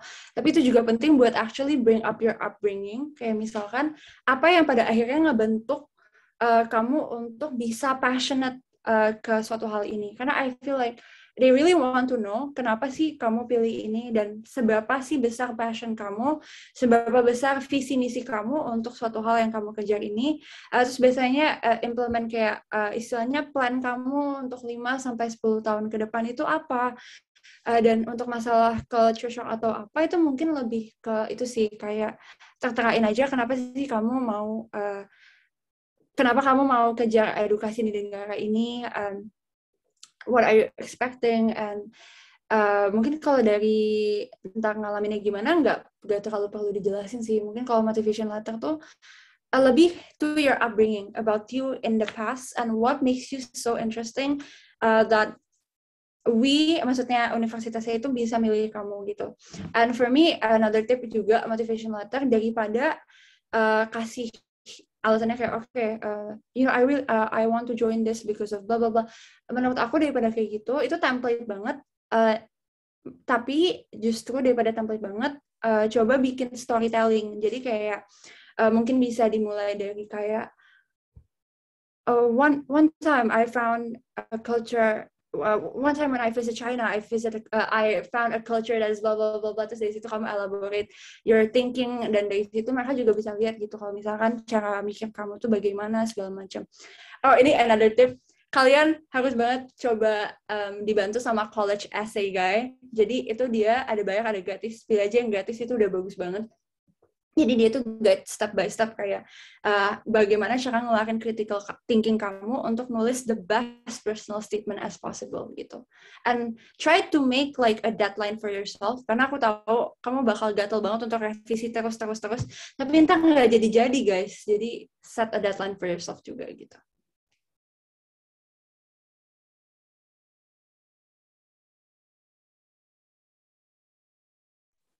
Oke, thank you Kak for. Jadi tadi tuh college essay guide.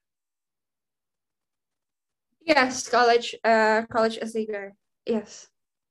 Aku nanti kasih link. I'll kasih link di. Thank you Kak. Oh ya, aku jadi penasaran juga. Kalau Kakak sendiri emang proofreadingnya berapa kali Kak? Dan sama siapa aja Kak proofreadingnya? Kalau aku tuh proofread aku sekitar 4 kali. Jadi pertama itu aku proofread sendiri, terus abis itu aku ada my writer friend, dia emang writer dan aku selalu kayak minta tolong dia biasanya, terus dia proofread juga, terus aku send ke profesor aku, atau juga ada this one teacher that I really trust in high school, dia juga proofread. Terus as I go, kan aku juga apply ke beberapa universitas segala macam, tuh as I go aku proofread lagi setiap kali kayak for different universities, atau sebelum final upload itu aku personally revise lagi gitu, to make sure that the essay is true to me, karena itu penting banget gitu. Untuk pokoknya jangan bohong deh guys, kamu boleh mungkin agak dielaborasi agak di gimana, tapi jangan bohong, kan nanti ketahuan. Oke. Kalau dari Kameri gimana Kak?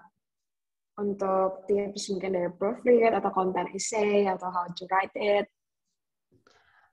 Kalau yang tadi adaptation, aku masukin ke motivation letter atau enggak, tapi kayak aku nyiapin jawaban kalaupun nanti ditanyain di interview. Tapi ternyata nggak ditanyain di interview juga, tapi menurut aku kalian tetap harus kayak siapin.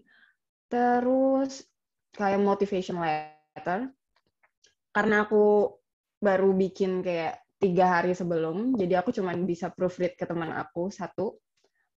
Tapi menurut aku kayak kontennya juga poin-poin yang harus dijelasin. Kalau aku kemarin selain kayak aku ini, aku juga kayak plan itu penting banget biar mereka nggak ngeliat kalian ngawang kayak aku ambil master terus habis itu ngapain, that's all. Terus kayak thinking about giving to others, so it's not just about yourself, kayak gimana kalian bakal apply pengetahuan yang kalian dapat. Kayaknya menurut aku itu poin yang penting. So you are not selfish, kayak thinking about what you can do, what you can give after this, gitu. Oke. Nah, aku juga baru baca lagi CV Kameri bahwa ternyata dari bachelor ke master degree ini agak beda ya Kak untuk jurusannya. Dari yang awalnya geografi regional development jadi environmental science, atau sebenarnya itu satu hal yang linear gitu? Iya, itu sebenarnya environmental science tuh multidisiplin ya. Dan waktu aku daftar, aku juga kayak sangat ragu karena gimana nih aku geografi, apalagi regional development, kayak pembangunan wilayah, itu kita tuh lebih ke kebijakan, kayak lebih ke social science. Terus, tapi makanya aku tanya-tanya, misal senior, ternyata karena di environmental science ini multidisiplin, ada juga bahkan yang S1-nya itu sastra Inggris. Jadi itu lebih sastra Inggris, terus ambil environmental science, terus ada juga yang S1-nya public health, terus ambil environmental science. Dan jujur, karena di bachelor aku cuma dapet misal geologi, earth science, sedangkan di master ini aku dapat biologi, kimia, fisika. Jadi suffer banget sih di awal-awal karena I have no idea about chemist, tapi at the end pasti kalian survive. Dan kenapa ya, di sini tuh aku ngeliat orang, misal aku punya profesor di Hungarian language, dia ngajar bahasa, tapi dia ambil kayak S2 di filmmaker, kayak it's okay gitu loh, kalian baru found out kalau ternyata aku pengen belajar yang ini, it's okay. Dan kalian bisa kontak uninya sebenarnya. Kayak misal S1 kalian geografi, terus kalian pengen ambil ini, apakah memungkinkan, apakah langsung di blacklist atau gimana. Kalaupun nggak semua jurusan kan ada orang Indonesia yang udah pernah di jurusan itu, kalian bisa langsung kayak kontak Office of International uni atau jurusan itu, dan mereka pasti akan kasih kontak profesor yang bisa dihubungi. Oke, Kak. Berarti emang untuk cross major juga itu sangat berkemungkinan ya buat orang-orang yang mungkin baru tahu bahwa passionnya itu sebenarnya di bidang lain dari S1-nya gitu. Iya, coba aja. Tapi kayak tanya dulu. Oke. Kalau dari nanya untuk bachelor, kan di Indonesia tuh ada major IPA sama IPS, dan kalau misalnya kita ke PTN atau PTS di Indonesia, itu misalnya kayak IPS cuma ke jurusan-jurusan sosial, dan kalau misalnya IPA baru bisa teknik-teknik gitu. Kalau misalnya di Hungary sendiri, kakak tahu nggak ya, apakah ada juga perbatasan untuk misalnya social science, atau mungkin untuk science, atau mungkin jurusan bahasa coba boleh ke bahasa lagi gitu? Oke, kalau untuk itu pastiin banget kayak kamu juga bilang, always ask your intuition, kayak kuliah kalian, maksudnya universitas kalian pastiin sama profesor kalian. Cuma kalau dari pengalaman aku kan SMA aku tuh boleh campur kan, jadi kayak nggak ada IPS, nggak ada IPA IPS gitu. Maksudnya juga bukan O level juga loh, maksudnya kurikulum sendiri gitu. Dan mereka nggak masalah sih, kayak malah nggak terlalu digubris, maksudnya nggak masalah. Yang penting resume kamu, portfolio kamu kayak gitu. Terus ada juga teman aku yang ada psikologi, background dia IPS, padahal maksudnya kan emang ada kan psikologi yang lebih fokus ke sosial, ada psikologi yang fokus ke biologi. Psikologi dia tuh juga agak fokus ke biologi, cuma nggak masalah gitu dia dari IPS. Cuma again, always make sure sih sama kuliah kalian, karena memang aku juga tahu ada yang beberapa kayak medical ya, apalagi medical atau yang mungkin medicine gitu-gitu, harus ada certain background in chemistry sama biology.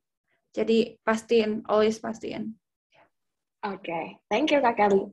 Nah, aku juga mau lanjut ke Kak Mary, karena Kak Mary kan ini ada pengalaman untuk bekerja dulu nih di Indonesia sebelum melanjutkan kuliah di Hungary. Mungkin di sini juga ada audiens yang lagi galau juga nih, ada yang mau lanjut kuliah kah atau langsung bekerja. Mungkin kalau dari Kak Mary sendiri, bisa nggak, boleh dong sharing-sharing kayak apa sih benefitnya untuk kerja dulu, atau mungkin ada disadvantage-nya untuk bekerja dulu biar bisa jadi bahan pertimbangan juga dari teman-teman yang lagi konsiderasiin hal yang sama gitu.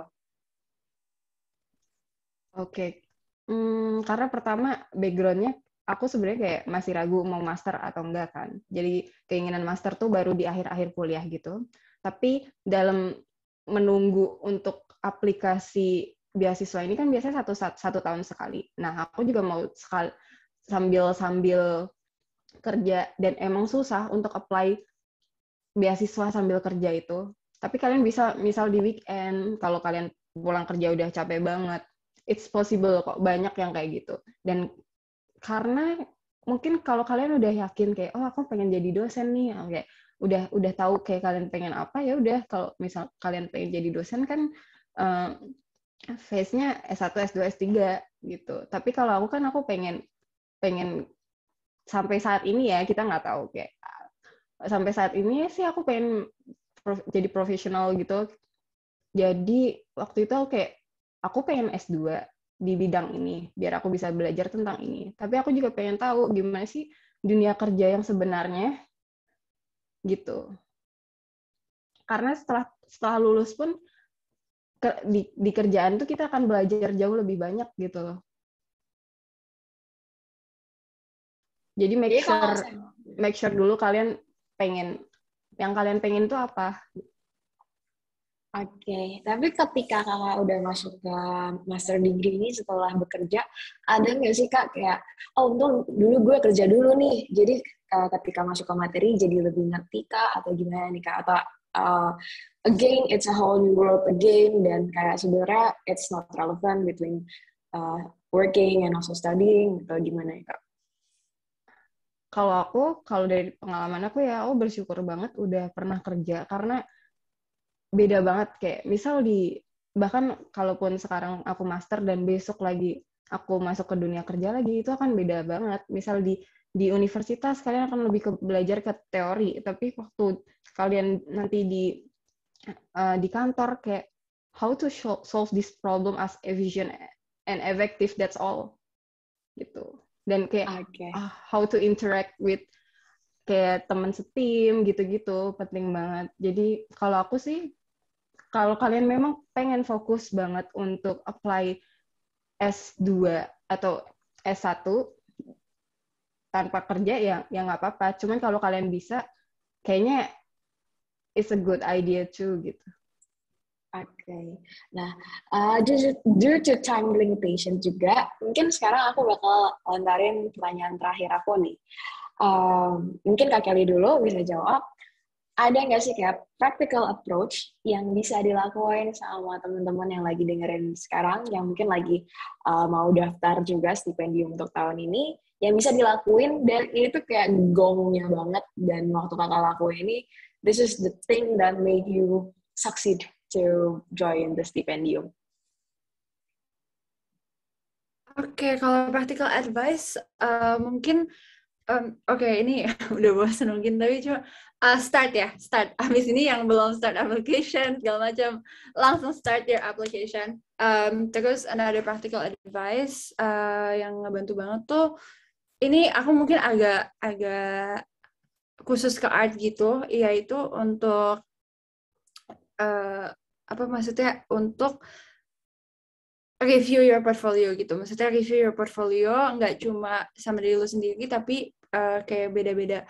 Nggak mesti profesor, maksudnya bisa kayak kalau lo kenal seniman atau lo kenal apa, terus minta insight mereka dan segala macam. Dan itu bakal ngebantu banget untuk kamu juga bisa elaborasi sebenarnya art kamu tuh seperti apa. Karena gini guys, kalau kamu minta opinion dari expert itu, kamu jadi tahu apapun tentang art kamu yang kamu nggak tahu sebelumnya. Dan itu terjadi banget ke aku. Jadi waktu kamu nanti interview, kamu ditanya-tanya soal art kamu, soal passion kamu jadi tahu soal diri kamu sendiri yang kamu nggak tahu, yang kamu bisa bawain ke mereka gitu. Itu ngebantu banget sih in my opinion. I think ini juga bisa di-imply ke other major juga, nggak mesti art ya. Kalau misalnya lagi interview gitu, you can get to know yourself by talking to other people juga gitu. Jadi sebelum interview, you talk to other people yang mungkin sama major kayak kamu atau mungkin impiannya mirip sama kamu kayak gitu. Semangat semua. Oke. Thank you Kak Kelly. Now the same question buat Kak Mary. Kalau aku mungkin ya benar kayak socialize with others. Aku kayak terinspirasi sama kakak tingkat aku yang sekarang di Tokyo Tech untuk ngambil master. Karena sebelumnya aku ngerasa kayak is it important to take another degree? Jadi kayak cari-cari inspirasi dari orang lain. Terus being self learner, kayak suka aja belajar, dan aku percaya kayak itu tuh bukan cuman hasil dari aku 2 minggu tahu ini, cuman kayak sebelumnya, kayak kalau misal pulang kerja atau apa, spend time gitu loh untuk gain another skill, kayak misal bahasa lain ataupun untuk engineer kamu belajar aplikasi lain, karena kita nggak tahu kapan skill itu bakal bisa kita pakai gitu. Jadi kayak itu sih 2 poin, kayak lingkungan, kayak being inspired, dan kayak love to learn.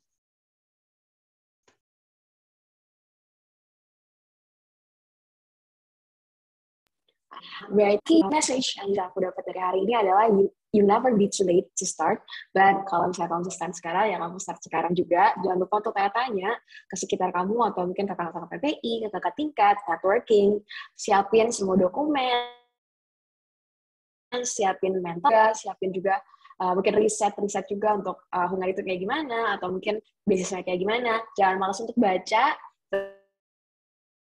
terus kayak eager to learn, and tetap kabarin semangatnya juga. Maybe that's all for the talk show today. Aku bakal balikin lagi ke Kak Holongi Teani. Oke, Thank you so much Kak Cia, thank you so much Kak Mary dan Kak Kelly ini untuk pemaparan materinya luar biasa banget. Tadi kayaknya pada antusias untuk bertanya, tapi belum dapat kesempatan untuk langsung dijawab gitu ya sama Kak Mary dan Kak Kelly. Jadi mungkin ada beberapa pertanyaan dan Holongi akan bantu untuk coba tanyain kembali nih ke Kak Mary dan Kak Kelly untuk beberapa pertanyaan dari teman-teman gitu ya. Nah, jadi ada pertanyaan dari Kalisa. Ini pertanyaannya cukup komprehensif untuk Kak Mary. Dan ini ada pertanyaan dari Kalisa. Izin nanya ke Kak Meriana lagi. Aku kemarin sempat email university yang aku mau tuju terkait ketidaksesuaian jurusan S1 dengan jurusan S2 yang aku mau tuju. Mereka informasiin kalau ternyata itu nggak apa-apa asalkan aku memenuhi 100 kredit wajib di program S2 itu, dan kalau kurang harus dipenuhi setelah nanti sampai di Hungaria. Pernahkah Kak Mary mendengar ada mahasiswa baru yang memenuhi kredit yang kurang itu pada waktu kuliah S2, dan kira-kira kalau boleh tahu gambarannya seperti apa ya, Kak? Terima kasih. Jadi kayak aku mau cross-check dulu pertanyaannya. Jadi kayak Uninya bilang dia harus 100 kredit di master program itu kan? Benar, Kak. Karena setahu aku, master program itu kita harus memenuhi 120 kredit. Jadi kalau berarti itu kan itu include di 120 itu kan. Kayaknya nggak mungkin kalau kalian harus ngambil 220 kredit, itu banyak banget. Jadi kayak pasti nggak tahu ya, kalau pengalaman aku nggak susah kok untuk memenuhi 100 kredit itu, karena kalian untuk lulus master degree harus 120 kredit, dan untuk aku sendiri, aku habis ngitung 3 semester ini, dan untuk semester besok, aku cuma tinggal ngambil 1 mata kuliah wajib yang cuma 3 kredit sama tesis, that's all. Aku udah dapat 124 kredit. Jadi kayak, kalau menurut aku sih, nggak sulit sih. Tapi mungkin, tadi siapa yang nanya? Lisa ya? Namanya Kalisa, Kak. Oh ya, bisa. Ya. Nanti Oke, bisa dari kontak. Kalisa sendiri ada klarifikasi. Maaf banget, Kak, aku memotong. Okay. Dari Kalisa sendiri ada klarifikasi, bukan begitu? Apa Kalisa boleh share ke Kak Mary, kira-kira seperti apa nih yang lebih rinci untuk permasalahannya, jadi bisa ngobrol langsung sama Kak Mary di sini.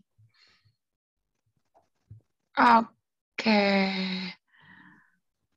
Boleh. Udah boleh nih.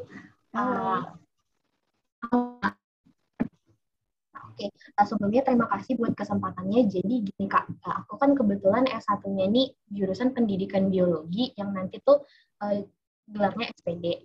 Nah, sementara di jurusan yang aku mau apply, mereka mensyaratkan di SC atau di degree lain yang penting related.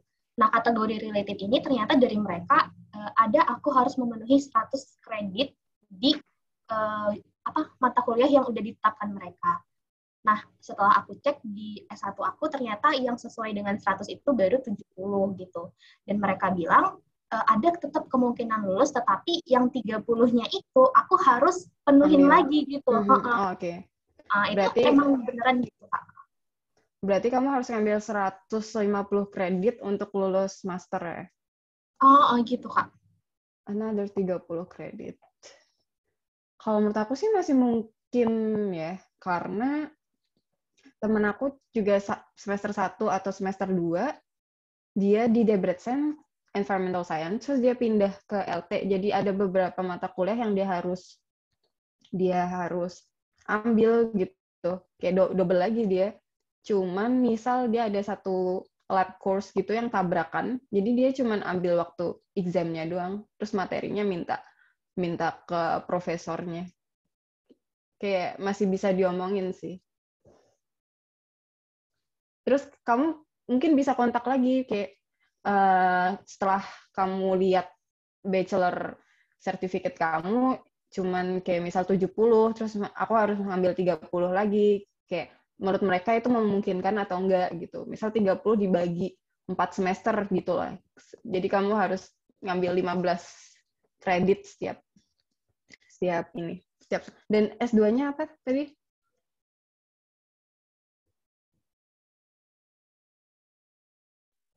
Aku kebetulan mau di ini Kak, di apa yang dulunya San Isvan itu. Iya, jurusannya? Jurusannya di ini plan bioteknologi.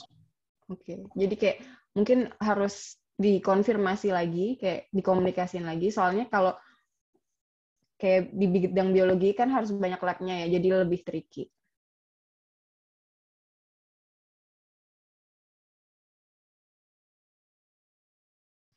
Oke, thank you so much Kak Lisa sama Kak Mary yang udah jadi saling bertukar informasi. Semoga teman-teman yang mungkin kepo dan punya permasalahan yang sama kayak Kak Lisa nih untuk apply ke Stipendium Hungarikum juga bisa terjawab nih pertanyaannya. Mungkin habis ini pertanyaannya aku pengen banget nih untuk nanya ke Kak Mary dan Kak Kelly, kira-kira pertanyaan dari teman-teman yang sudah terkumpul di Google Form dan di chat gitu ya. Tadi ada salah satu yang bertanya, nih Kak, kira-kira menurut Kak Mary dan Kak Kelly, mungkin bisa sambil ganti-gantian, nanti kelebihan dan kekurangan belajar di Hungaria itu apa sih sampai sejauh ini? Boleh mungkin dari Kak Mary terlebih dahulu? Kelebihan dan kekurangan ya?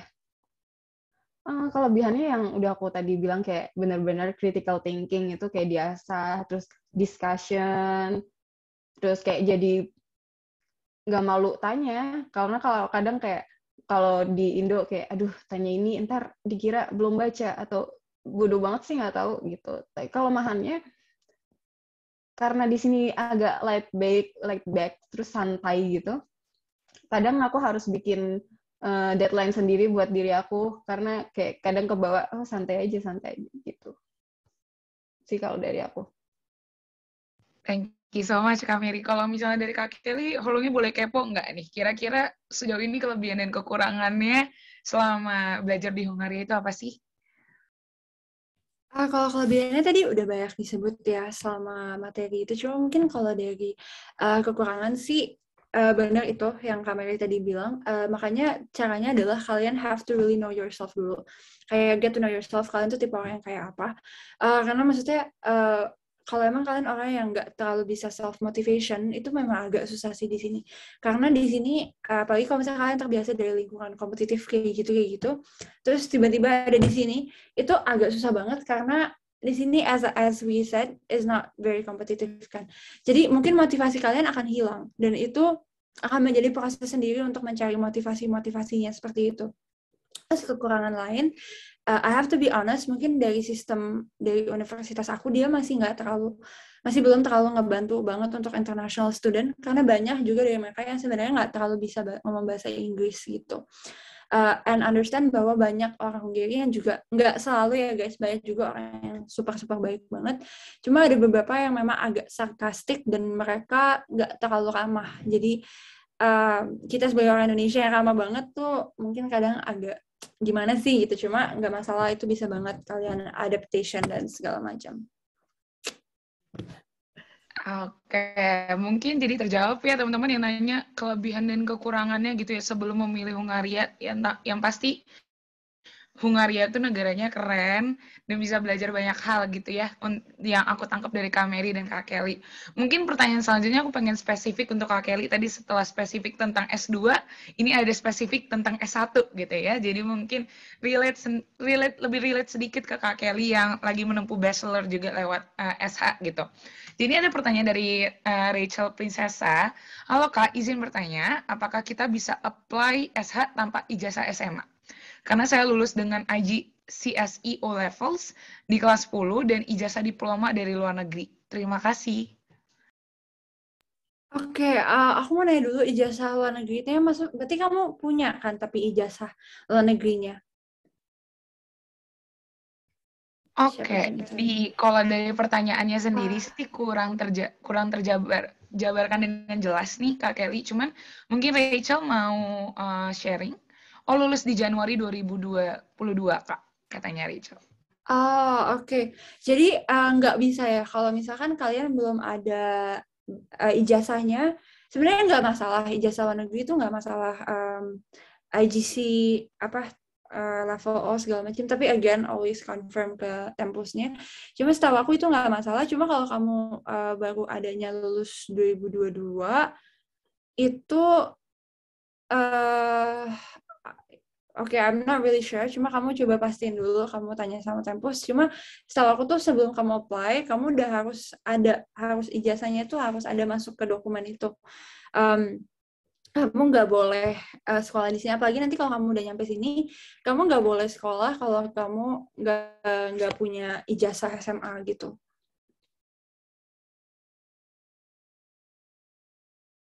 Oke. Kalau dari Rachel atau dari Kak Mary sendiri ada yang mau ditambahin nggak nih Kak terkait pertanyaan tersebut gitu? Aku kurang tahu ya kalau untuk bachelor, apalagi dari luar negeri, apakah dia harus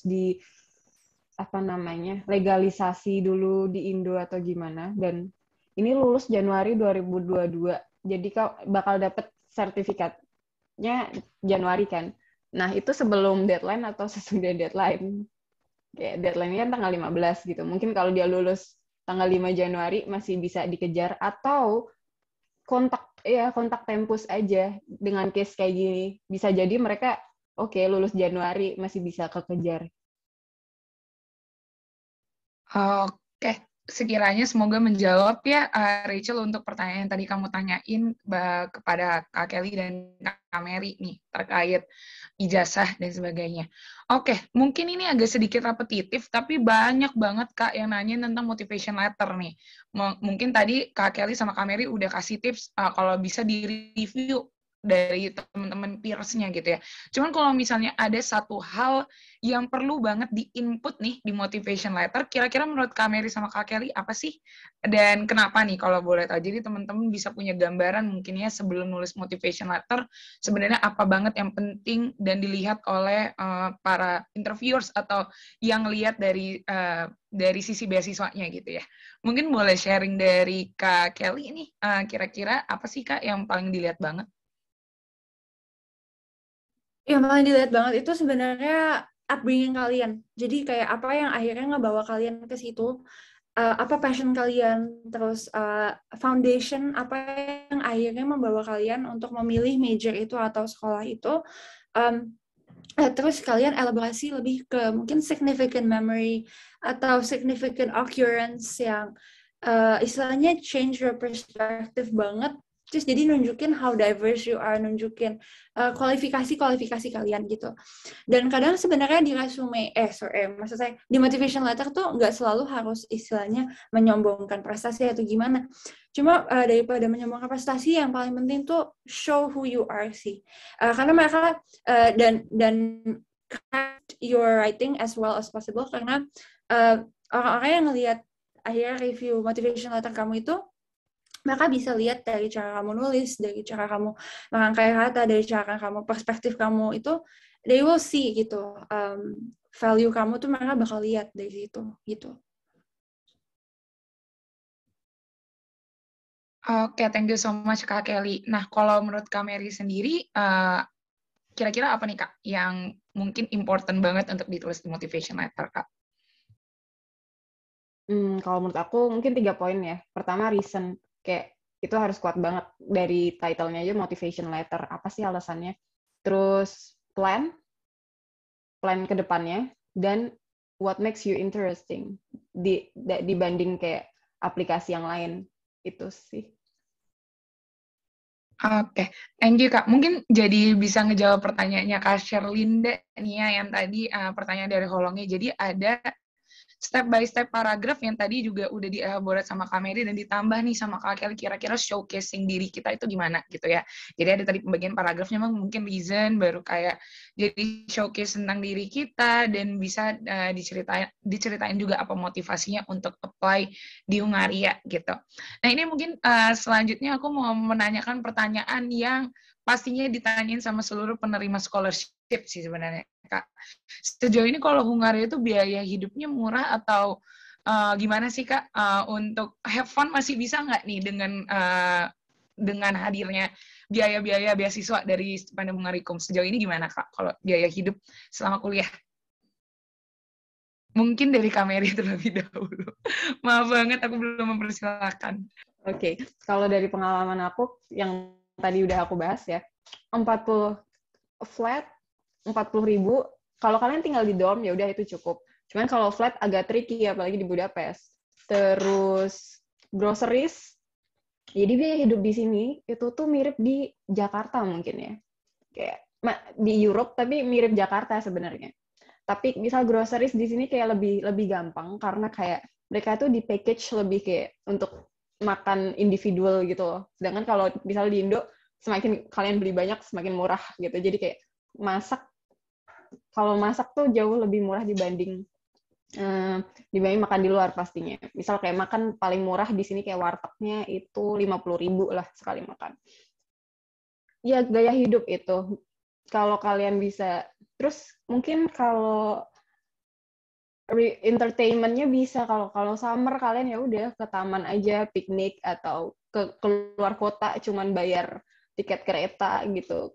Balik lagi ke gaya hidup. Misal kalau di waktu kerja di Indo kayak tiap hari aku beli kopi JJ itu berapa, cuma 17.000 ya. Sedangkan di sini satu cangkir kopi itu 40.000. Jadi kayak jangan lifestyle-nya diubah dikit. Tapi kayak Jakarta sih kurang lebih. Tapi karena kita student, kita dapat kayak diskon 50% buat transportasi yang kalau nggak salah itu kalau di Budapest bayarnya 150.000 rupiah. Itu kalian udah bisa naik semua bis, metro, tram sepuasnya, mau naik 50 kali sehari juga bisa. Jadi sebenarnya kalau dari aku itu kayak perlu tambah dikit gitu. Jadi kayak part time atau apa, karena ada pengeluaran lain selain groceries. Itu ada, dan kayak cewek misal skincare dan lain-lain, dan kayak kalau mau jalan-jalan itu masih butuh. Tapi aku nggak tahu kalau mungkin kalau di Debrecen atau di Pécs gimana. Oke, thank you so much Kak Mary. Nah, mungkin untuk Kak Kelly nih, kira-kira di Pécs sejauh ini gimana nih Kak, kalau boleh tahu? Tambahin sedikit, justru bus di Pécs itu cuma ada bus kan, ide bus atau jalan kaki. Bus itu dia 1 bulan dia malah lebih mahal dari Budapest, jadi sekitar 200-an berapa ya? Pokoknya 200-an, hampir 200 sampai 250.000 gitu lah. Jadi aku kaget lebih mahal malah ya busnya. Iya, lebih mahal. Cuma oke, kalau masalah cukup apa enggak, aku jujur aja sebagai art major, nggak cukup gitu. Soalnya maksudnya gini, cukup tapi harus ada additional, tetap harus kayak aku freelance juga. Karena kalau enggak beli art stuff itu agak mahal sih guys, jadi nggak terlalu cukup kalau misalnya benar-benar bergantung sama stipend doang. Tapi itu karena again aku art student kan, jadi mungkin beda kalau yang bukan art student segala macam. Tapi if you guys want to be an art student, put that into mind gitu. Mungkin kalian tetap aktifin freelance kalian segala macam, kayak jangan dibuang freelance-nya gitu. Terus benar banget kayak dari gaya hidup. And penting banget buat budgeting kayak dari awal tuh pastiin sebulan cuma boleh keluar segini. Terus pas grocery shopping, another tip itu always bring your calculator, sambil masukin ke crate sambil di-calculate. Jadi pastiin you guys don't overspend gitu.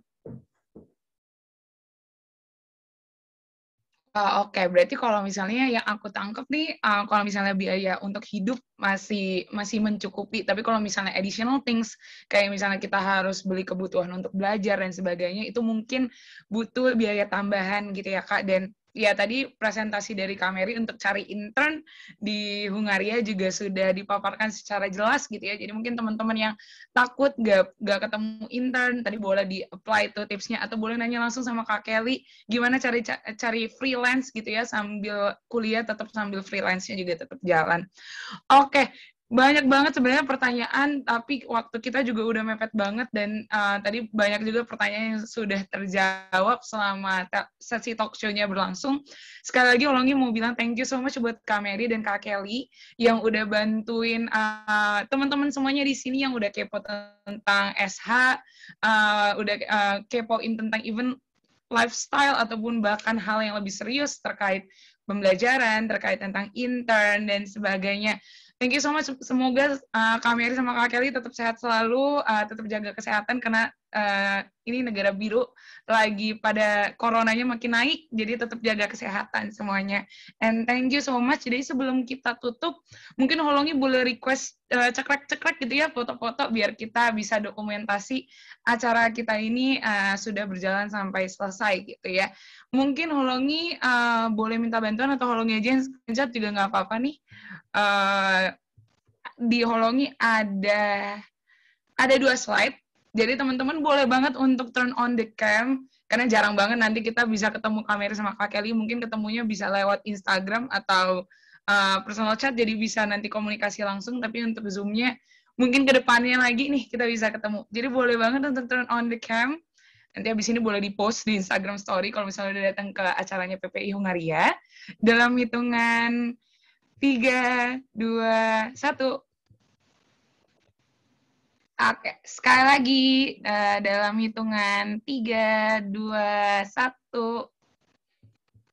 Oke, thank you so much buat Kak Mary dan Kak Kelly dan teman-teman yang sudah hadir di sini. Semoga semuanya dalam keadaan sehat selalu, tetap jaga kesehatan, dan mau quoting dari quotes-nya dari Kak Mary sama Kak Kelly, jangan tunda-tunda, udah boleh banget nih di-prepare dari sekarang untuk persiapan applying the scholarship, terutama di Stipendium Hongaricum. Oke, baik, kalau begitu aku akan kembalikan ke tim dari PPI Hongaria, atau kita akan berakhir di sini. Terima kasih teman-teman atas waktunya. Sampai jumpa.